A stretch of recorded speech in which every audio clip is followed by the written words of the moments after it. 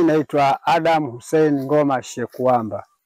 Matatizo yalitokea kwa ajili ya mwanangu kuliwa na mamba. Mtoto yule alikuwa amekuja kuchota maji na wenzake. Wakaanza walikuwa wanavua samaki kwa kutumia kanga.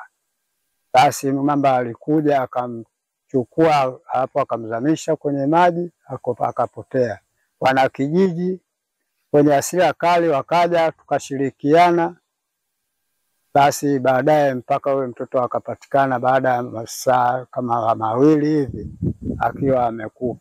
Maji serikali ituletee pale kijijini ili tuepukane na hali hii.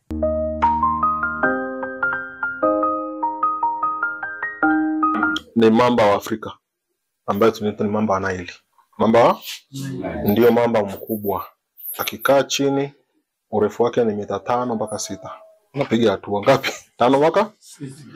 Mamba na kilogramu 1000. Rafiki yangu Stani ana kilo 70. 70 na 1000 hivi kubwa. Anambebaje? Anambeba kama dagaa.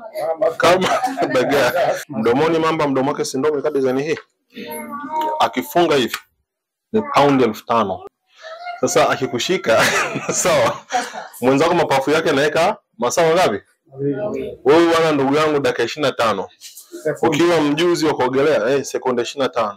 Ukiwa mjuzi wa kuogelea chini ya maji unaweza kaa dakika 5. Sasa na mamba ile kukupa wenge akikushika, sio na kuzamisha hivi. Anakuzungusha. Ukosi mwelekeo, maji yanaingia puani, mdomoni, unachanganyikiwa, my friend umeondoka. Kuona kuzamisha, anakutoa tena uwage. Alafu safari na mziki. Kwa hiyo ni kiumbe ambaye ni hatari sana. Kwa upande wa kibinadamu tunaona uhaba wa maji unamsababisha binadamu autegemee mto kwa ajili ya kupata maji. Lakini binadamu huyo pia na yeye anaharibu mazingira. Sawa? Anakata miti. Sawa. Upatikanaji wa maji unakuwa ni mdogo.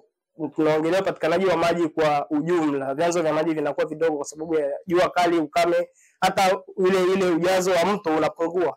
Ujazo wa mto ukipungua unapunguza vile viumbe hai, ule mgawanyiko wa viumbe hai vinavyopatikana kwenye maji.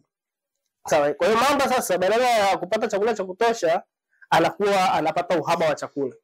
Sawa. Kwa hiyo hata kama alikuwa hajaamua kwenda kutafuta umbali zaidi, wewe Kwangela hapa ukiona Kwangela bana hamna fursa za kutosha tanini kulisha familia yangu, utatoka utaenda Muheza kujitafutia chakula, si ndivyo? Muheza kukiwa hapatoshi utatoka utaenda wilaya nyingine, utatoka na utavuka hata mkoa wa Tanga, si ndivyo? Na mamba ndio hivyo hivyo. Samaki hawamtoshi, viumbe wa majini hawamtoshi. Sawa? Atatoka umbali kadri anavyoweza kupata chakula chake kwa uhakika. Na hapo sasa ndio inapotokea mgogoro. Wito wetu kama taasisi ya utafiti wa wanyamapori Tanzania ni kwamba japo mamba ni hatari kwa binadamu, lakini tuchukue tahadhari. Tusiwachukulie tu kama ni adui.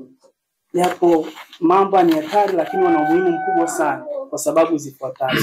Kwanza, mamba wanasaidia kudhibiti idadi ya samaki, wadudu pamoja na wanyama wengine, na hivyo kusaidia katika usawa wa kiikolojia, yani kitaalamu tunaita ecosystem balance.